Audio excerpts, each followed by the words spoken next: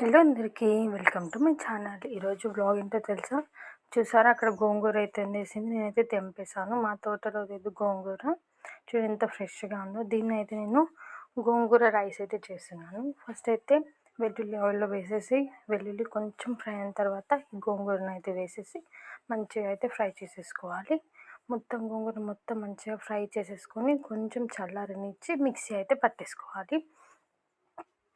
మంచిగా మిక్సీ పట్టిన దాన్ని అయితే పక్కన పెట్టేసి, మనం రైస్ అని చెప్పాను కదా, ఆ రైస్కి అయితే ఫస్ట్ అయితే కొంచెం ఆయిల్ వేసేసి, ఆయిల్లో ఎండుమిర్చి, జీలకర్ర, పల్లీలు, పచ్చిమిర్చి అన్నీ వేసేసి మంచిగా ఫ్రై అయిన తర్వాతకి కొంచెం అయితే పసుపు అయితే వేసేయాలి. పసుపు వేసిన తర్వాతకి మన గోంగూర మిక్సీ పట్టేసాం కదా, ఆ గోంగూరను అయితే వేసేసి మంచిగా కలిపేసుకొని ఆయిల్ పైనకి తేలిన తర్వాత ఉప్పు వేసేసిన తర్వాతకి మంచిగా కలిపేసి రైస్ అయితే వేసేసుకోవాలి.